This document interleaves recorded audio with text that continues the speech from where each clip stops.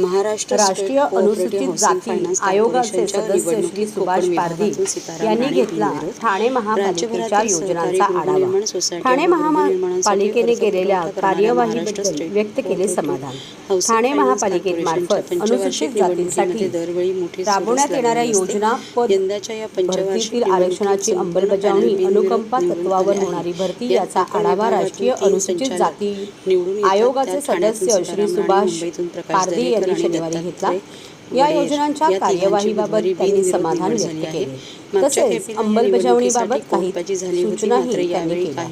त्याचा अहवाल राष्ट्रीय अनुसूचित जाती आयोगाला पाठवण्याचे निर्देश दिले आहेत।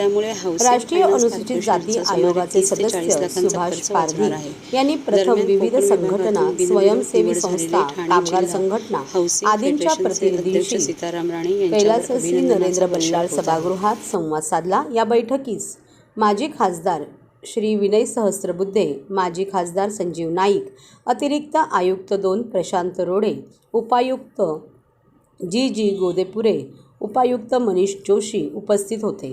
अतिरिक्त आयुक्त 2 प्रशांत रोडे यांनी श्री पारधी यांचे ग्रंथ बुके व शाल देऊन स्वागत केले। त्यानंतर कैलासवासी अरविंद पेंडसे सभागृहात श्री पारधी यांनी महापालिका अधिकाऱ्यांची बैठक घेतली। त्यात या बैठकीत महापालिकेतील आरक्षण धोरणांची अंमलबजावणी, पदभरती, वारसा हक्क भरती, पदोन्नती यांचा आढावा उपायुक्त जी गोदेपुरे यांनी मांडला। तर शिक्षण विभागामार्फत अनुसूचित जातींच्या विद्यार्थ्यांना दिली जाणारी शिष्यवृत्ती, विद्यार्थी संख्या यांची माहिती शिक्षणाधिकारी बाळासाहेब राक्षे यांनी दिली। दीनदयाळ अंत्योदय योजना तसेच लोकशाहीर अण्णाभाऊ साठे आणि डॉक्टर बाबासाहेब आंबेडकर समाज विकास योजनांच्या अंमलबजावणीबाबत उपायुक्त वर्षा दीक्षित यांनी माहिती दिली।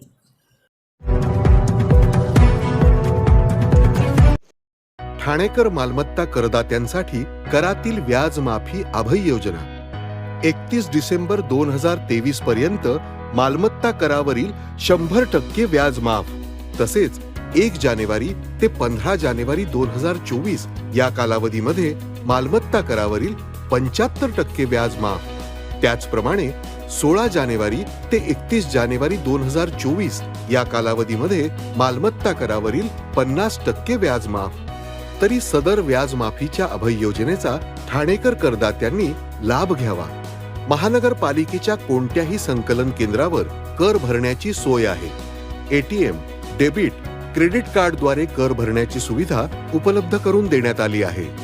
सोमवार ते शनिवार या दरम्यान सकाळी 10:30 ते सायंकाळी 5 वाजेपर्यंत संकलन केंद्राची वेळ असून करदात्यांच्या सोयीसाठी रविवारी संकलन केंद्र सकाळी 10:30 ते दुपारी 1:30 वाजेपर्यंत सुरू ठेवण्यात येत आहेत।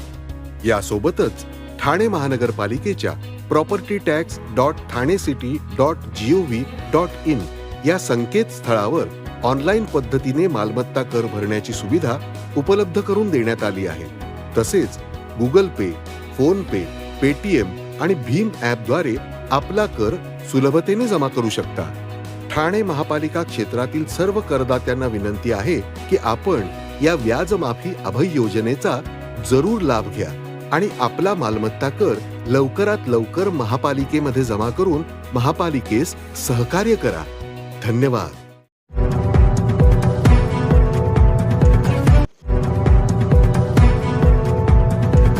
सर्व नागरिकांना आवाहन करण्यात येत आहे की सध्या डासांमार्फत पसरणाऱ्या डेंग्यू या आजाराचा प्रसार रोखण्यासाठी प्रत्येकाने पुढील प्रमाणे कार्यवाही करावी।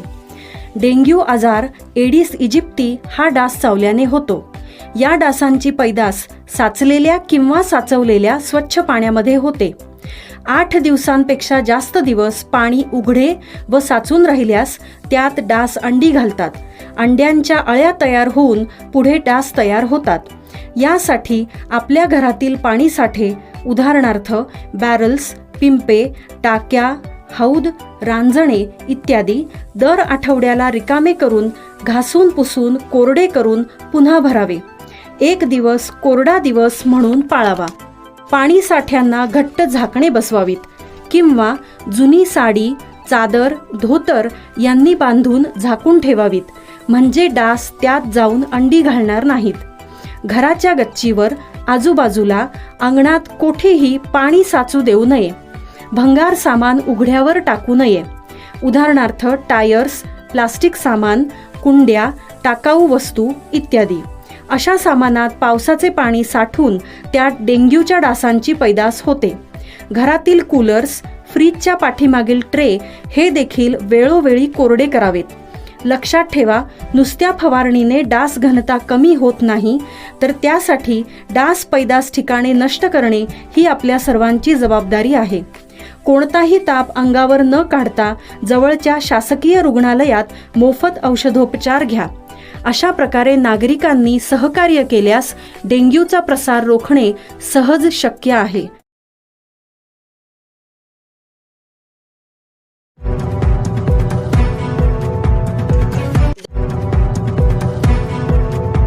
विजन 2030 उपक्रम दिशादर्शक ठरणार नरेश म्हस्के. भविष्यातील ठाणे साकारण्यासाठी विजन 2030 या 2 दिवसीय उपक्रमाचे ठाण्यात उद्घाटन. संस्कारक्षम विद्यार्थी घडवल्यास उद्याचे नागरिक तयार होतील. या दृष्टीने विजन 2030 हा उपक्रम दिशादर्शक ठरणार आहे, असे प्रतिपादन ठाण्याचे माजी महापौर नरेश म्हस्के यांनी केले.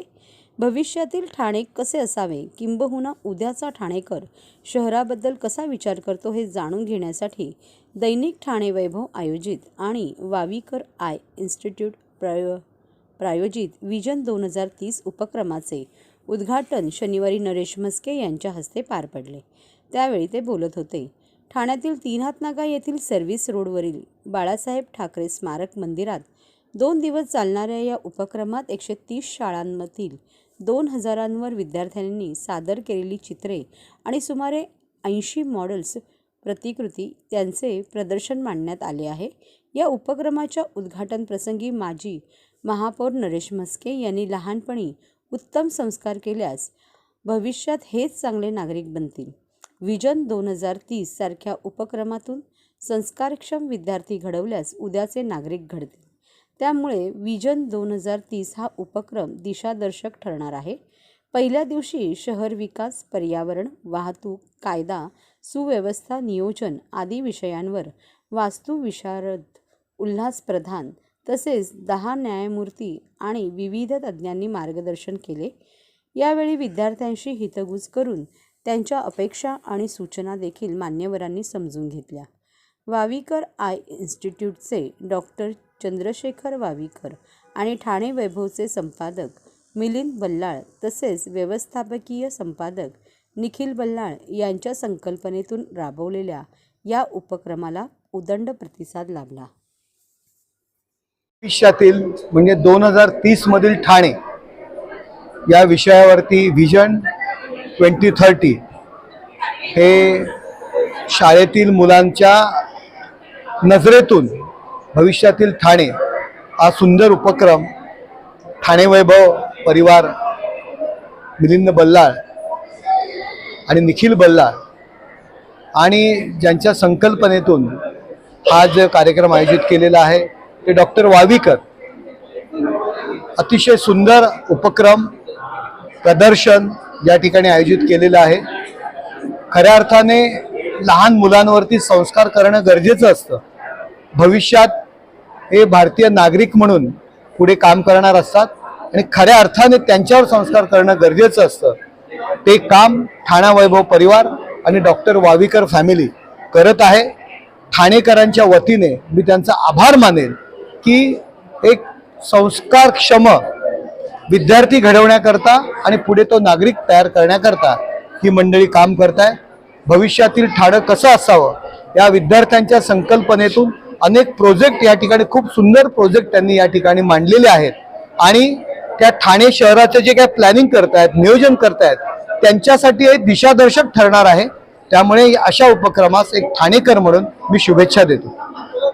सर्वप्रथम तर हा जो उपक्रम आहे या उपक्रमाच्या माध्यमातून आम्ही ठाणेकरांचा सहभाग आपल्या स्मार्ट सिटीमध्ये कसा असावा हा विचार जो आहे हा पुढे नेण्याचा प्रयत्न करतोय. ठाणे शहरात सकारात्मकता आहे आणि त्याचं कुठेतरी प्रतिबिंब या सगळ्या प्रदर्शनात आपल्याला उमटलेलं दिसतंय. मुलांचा जो सहभाग आहे आणि त्यांनी ज्या संकल्पना मांडलेल्या आहेत त्या अद्वितीय आहेत की ते कसं बघतायत, कारण की ते उद्याचे नागरिक आहेत. आणि त्याच्यामुळे त्यांनी काढलेली जवळजवळ 2000च्या वर चित्र आहेत, 80च्या वर मॉडेल्स आहेत. आणि या सगळ्या माध्यमातनं शाळांनी जो काही सहभाग दिलेला आहे, तर त्याच्यामुळे जी वातावरण निर्मिती होईल त्यातनं ठाणे महापालिकेचं काम सुकर होईल. कारण की हे एकट्या ठाणे महापालिकेचं, एकट्या शासनाचं काम नाहीये. आणि आम्ही सातत्याने ठाणे वैभवतर्फे असं सांगतोय की हे मुख्यमंत्र्यांचं शहर आहे आणि मुख्यमंत्र्यांचं शहर असल्यामुळे आपल्या सर्वांची जबाबदारी खूप वाढीव आहे. त्या वाढीव जबाबदारीला कुठेतरी साजेसं काम इथल्या संस्थांनी, मग ठाणे वैभवसारखं आता सुवर्ण महोत्सवाच्या टप्प्यावर आलेलं दैनिक यांनी पण केलं पाहिजे.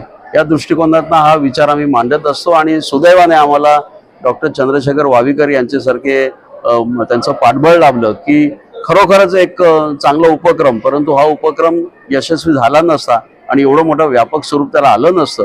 परंतु हे सगळं शक्य झालं कारण की डॉक्टर वावीकरांसारखी माणसं आहेत. आज महापौरांनी सुद्धा वेळात वेळ काढून इथे आले, ते मुलांशी त्यांनी हितगुज केलं. मला एकच आव्हान करायचं ठाणेकरांना की 2 दिवस हे प्रदर्शन चालणार आहे, आज आणि उद्या, म्हणजे शनिवार आणि रविवार. तर जितक्या लोकांनी इथे येऊन या मुलांचा उत्साह जर वाढवला तर आपल्याला पुढचे जे भावी नागरिक आहेत, जे आपण सातत्याने बोलत असतो की उद्याचे नागरिक त्यांनी काय केलं पाहिजे, तर त्यांनी करून दाखवलंय. तर त्यांच्या फक्त पाठीवर शाबासकीचा एक जर हात ठेवला तर बरं वाटेल. धन्यवाद. ठाणे आपलं सुंदर दिसायला पाहिजे. जसे वेगवेगळे शहरं असतात, पुणे, बँगलोर, चंदीगड, त्यांना स्वतःची आयडेंटिटी आहे. तशी ठाण्याची आयडेंटिटी इम्प्रूव्ह करण्यासाठी काय करायचं याचा विचार तर आपले सगळ्यात जास्ती क्रिएटिव्ह माइंड्स म्हणजे स्टुडंट्स, म्हणून आम्ही स्टुडंट्सना अप्रोच करायचा विचार केला. आणि जो रिस्पॉन्स आलेला आहे त्याच्याने ॲक्च्युली आम्ही थक्क झालेलो. ओव्हरवेल्मिंग सगळ्या स्टुडंट्सनी, टीचर्सनी, ड्रॉइंग टीचर्सनी, प्रिन्सिपल्सनी इतकी मेहनत घेतलेली आहे. 2000च्या वर ड्रॉइंग्स आणि 80च्या, मला वाटतं आता 100 झाली असेल, 100 मॉडेल्स आहेत. आणि इकडे थांबणार नाही, याच्यातनं काही संकल्पना घेऊन त्या पुढे गव्हर्नमेंट ऑफिशियल्सपर्यंत किंवा योग्य त्या चॅनलमध्ये पोचवून त्याच्यातनं काहीतरी पॉझिटिव्ह निर्माण होईल याचा आम्ही डेफिनेटली प्रयत्न करू. आणि त्याचप्रमाणे मस्के साहेब, शिंदे साहेब, आपले कमिशनर, सगळ्यांनी खूप मदत केलेली आहे. कमिशनर साहेबांनी म्युन्सिपल शाळांना आवाहन केलं की तुम्ही पण याच्यात भाग घ्या म्हणून. आणि वरचा एक मजला आहे ना, तो अख्खा म्युन्सिपलच्या शाळांनी भरलेला आहे. त्यांचे ड्रॉइंग्स आणि मॉडेल्स आहेत. तर व्हेरी व्हेरी कमेंडेबल. थँक्यू.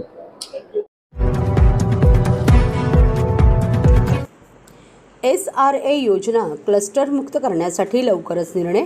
ठाण्यातील योजनांची आमदार केळकर यांनी मांडली व्यथा. गोरेगावमध्ये झालेल्या दुर्घटनेत 9 जणांचा मृत्यू झाल्यानंतर आमदार संजय केळकर यांनी SRA योजनांमधील बांधकाम दर्जा, सुरक्षा यंत्रणा आदी बाबींवर बोट ठेवत ठोस धोरण तयार करण्याची मागणी केली. यावेळी त्यांनी ठाण्यातील रखडलेल्या SRA प्रकल्पांना क्लस्टरमुक्त करण्याचीही मागणी केली. याबाबत महिन्याभरात बैठक घेऊन निर्णय घेण्यात येणार असल्याची माहिती मंत्री अतुल सावे यांनी दिली. आज आमदार संजय केळकर यांनी पुन्हा एकदा SRA प्रकल्प, त्यातील त्रुटी आणि विकासकांची अरेरावी आणि त्यामुळे रहिवाशांचे होणारे हाल याबाबत अधिवेशनात चर्चा घडवून आणली. एकीकडे या योजनांमधील बांधकाम दर्जा आणि सुरक्षा यंत्रणा यांची बोंब असताना दुसरीकडे रहिवाशांना अनेक वर्ष हक्काची घरे मिळत नाहीत. मात्र तरीही संबंधित विकासकांना SRA अधिकारी पाठीशी का घालतात, असा प्रश्न श्री केळकर यांनी उपस्थित केला. 9 जण मृत्युमुखी पडले. हे खरं म्हणजे SRA ही गरीब कल्याण योजना आहे आणि याच्यामध्ये अध्यक्ष महोदय, SRAचे जे प्रकल्प आहेत आणि त्याचे जे विकासक आहेत, ते विकासक आणि SRA अधिकारी विकासकांना का पाठीशी घालत असतात हे कळत नाही. खरं म्हणजे ज्यांना त्या ठिकाणी घरं लवकर मिळाले पाहिजे, आधीच एक तर डिले होत असतो, 2-2, 4-4, 5-5, 10-10 वर्ष घरं मिळाली नसतात आणि तरी देखील त्यांच्यावर ज्याला म्हणतात इतकं त्यांना पाठीशी घातलं जातं. तर त्याच्या संबंधी काही आपण निर्णय करण्याची गरज आहे अध्यक्ष महोदय.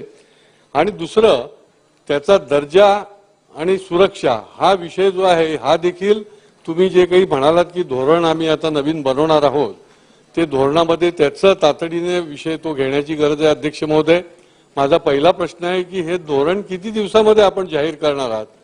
आणि दुसरा अध्यक्ष महोदय विषय आहे की आमच्या शहरामध्ये, ठाणे शहरामध्ये जवळजवळ 14 पेक्षा जास्त SRAचे जे प्रकल्प आहेत ज्याची प्रक्रिया पण सुरू झाली, परंतु ते क्लस्टरच्या जोखडामध्ये अडकलेले, त्यांना 44 आराखड्यामध्ये घेतलेले असल्यामुळे हे जे SRAचे प्रकल्प आहेत ते पुढे नेऊ शकत नाहीत. त्याच्यामुळे हे जे झोपडपट्टीवासी आहेत हे सगळे जण अनिर्णित अवस्थेत आहेत की आम्हाला कधी मिळणार, क्लस्टर कधी होणार, असा प्रश्न निर्माण झालेला आहे. आणि म्हणून या संबंधामध्ये आपल्याला मी वेळोवेळी सांगितले की आपण या संबंधामध्ये बैठकी घ्यावी, पण या संबंधामध्ये क्लस्टरच्या मधनं हे SRA प्रकल्प वगळावेत अशा प्रकारचा आपण निर्णय घ्यावा, अशी देखील मी आपल्याला या प्रश्नाच्या निमित्ताने आपल्याला मी मागणी करतो. असे माझे 2 प्रश्न आहेत, याच्या संबंधी आपण मांडा. अध्यक्ष महोदय, सन्माननीय केळकर साहेबांनी जो विषय मांडला आहे, ठाण्याच्या क्लस्टर आणि तिकडच्या SRAच्या प्रोजेक्टसाठी पुढच्या 1 महिन्याच्या आत तिकडे बैठक लावून जो काय त्याचा निर्णय असेल तो आम्ही मार्गी लावण्याचा. आणि अगोदरच मी जो तुम्ही फायर फायटिंगच्या याच्याबद्दल जे म्हटले तो ऑलरेडी मी त्याच्यावर उत्तर दिलेलं आहे की आपण आता नवीन ॲज पर म्हणजे 215 सर्क्युलर नंबर त्या हिशोबाने सगळे रूल्स त्याच्यात लावतोय आणि यापुढे सगळ्या SRAच्या बिल्डिंगला ते मॅन्डेटरी करतोय आपण. नाही, बैठक लावून त्या बैठकीमध्ये निर्णय घेऊ ना. तो जो क्लस्टरचा नॉन क्लस्टरचा जो तुम्ही विषय म्हणताय ठाण्याचा, तो बैठक लावून तिकडे त्या बैठकीमध्ये तो निर्णय घेऊ. भाजपा उद्योग आघाडी करणार, ठाण्यात विश्वकर्मा योजनेचा प्रसार. संजीव नाईक, निरंजन डावखरे यांच्या हस्ते रथांचे उद्घाटन. सेजल कदम यांचा पुढाकार. पंतप्रधान नरेंद्र मोदी यांनी सुरू केलेल्या पंतप्रधान विश्वकर्मा योजनेचा भाजपच्या उद्योग आघाडीकडून ठाणे शहर व जिल्ह्यात प्रसार करण्यात येणार आहे. भाजपा उद्योग आघाडीच्या महिला प्रदेश संयोजिका सेजल संजय कदम यांनी प्रसारासाठी पुढाकार घेतला असून विश्वकर्मा योजनेच्या 3 रथांचे माजी खासदार संजीव नाईक व आमदार निरंजन डावखरे यांच्या हस्ते आज उद्घाटन करण्यात आले. तर प्रदेश स्तरावरून ऑनलाईन पद्धतीने उपमुख्यमंत्री देवेंद्र फडणवीस, भाजपचे प्रदेशाध्यक्ष चंद्रशेखर बावनकुळे आणि उद्योग आघाडीचे प्रदेशाध्यक्ष प्रमोद वाकोडकर यांनी उद्घाटन केले. भाजपाच्या खोपट येथील जिल्हा कार्यालयाबाहेर झालेल्या या कार्यक्रमात माजी खासदार संजीव नाईक, आमदार निरंजन डावखरे यांनी रथाचे उद्घाटन केले. या कार्यक्रमाला माजी ज्येष्ठ नगरसेवक संदीप लेले, चित्रपट प्रमुख गौरकश धोत्रे, ज्येष्ठ भाजप नेते शैलेश शर्मा, कोपरी विधानसभा संयोजक कृष्णा भुजबळ, मंडल अध्यक्ष भूषण पाटील, आघाडीच्या प्रदेश संयोजिका सेजल कदम, पदाधिकारी व मान्यवरांची उपस्थिती होती. यावेळी विश्वकर्मा योजनेत सहभागीसाठी नोंदणीही सुरू करण्यात आली. पूर्वीच्या काळात 12 बलुतेदार असलेल्या कुशल कारागिरांकडून ग्रामीण भागातील अर्थव्यवस्था चालवली जात होती. मात्र दुर्दैवाने बदलत्या परिस्थितीत अनेक कारागिरांना जगण्यासाठी संघर्ष करावा लागत आहे.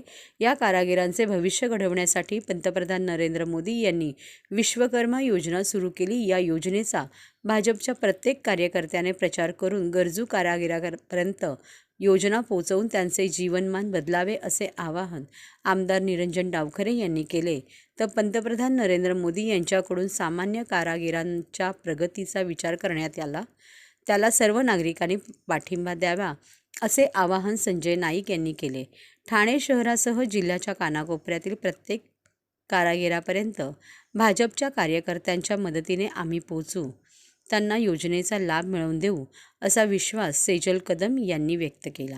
आज सेजलताईंच्या माध्यमातून उद्योग आघाडी याच्या संयोजिकांना प्रमुख पद ठाणे शहर जिल्हा भारतीय जनता पक्षाच्या वतीनं मिळालं आणि आज चित्रपट विभागाच्या माध्यमातून सुद्धा एक त्यांच्या पाठीमागे खंबीरपणे सर्व उभे आहेत. मी सेजल संजय कदम, ठाण्याचे रहिवासी आहे आणि भाजप उद्योग आघाडीची महाराष्ट्राची महिला संयोजिका अध्यक्ष आहे. पक्षाने आज माझ्यावरती ही जबाबदारी दिलेली आहे की विश्वकर्मा योजनेचा योजना आहे मोदीजींची, त्याचा पूर्ण महाराष्ट्रभर ही योजना कशी राबवली जाईल हा उपक्रम आम्ही हाती घेतलेला आहे. त्यासाठी आमचे प्रदेशाचे अध्यक्ष चंद्रशेखरजी बावनकुळे, उपमुख्यमंत्री देवेंद्रजी फडणवीस तसेच आज आमचे उद्योग आघाडीचे प्रदेशाध्यक्ष प्रमोदजी वाकडकर साहेब आणि ठाण्यातील माझे सर्व वरिष्ठ पदाधिकारी यांना घेऊन हा उपक्रम, हा संकल्प हाती घेतलेला आहे. त्याच्यासाठी ठाण्याच्या 4 विधानसभेमध्ये आपण हे 3 रथ आजपासून सुरू करण्यात येणार आहेत. आणि त्याच्यासाठी जे विश्वकर्मा योजनेच्या अंतर्गत जे 12 बलुतेदार आहेत त्यांच्यापर्यंत ही योजना कशी पोहोचली जाईल ह्याचा एक दृढ निश्चय, एक संकल्प हाती घेऊन ठाण्यातले जे व्यावसायिक आहेत त्या व्यावसायिकांना भेटून त्यांच्याकडे जे कामगार वर्ग आहे त्या तळागाळातल्या सगळ्या कामगार वर्गापर्यंत, तसेच रस्त्यावरचे फेरीवाले जे चहाचं एक स्टॉल लावतात किंवा काही महिला रस्त्यावरती आज जे व्यवसाय करत आहेत त्या सगळ्या महिलांपर्यंत, या 12 बलुतेदारांपर्यंत जाऊन ही योजना पुरवण्यात येईल. आणि त्यांना जे या योजनेमार्फत जे अनुदान आहे ते मिळवून देण्यास आम्ही एक मोठा सिंहाचा वाटा पक्षाला मिळवून देणार आहोत. त्याच्यासाठी ठाण्यातले प्रत्येक जिल्हा कार्यालयात तसे आमचे जे पदाधिकारी आहेत, मंडळाध्यक्ष आहेत सगळे, त्यांच्या अंतर्गत जे जे वॉर्ड येतात त्या वॉर्डमध्ये आम्ही नाक्यांवरती ते रथ उभे करणार आहोत. मग ते बॅनर्स लावून फ्लॅग्स लावलेले रथ असतील किंवा डिजिटल पद्धतीचे असतील पुढे जाऊन हा उपक्रम एक मोठ्या प्रमाणावरती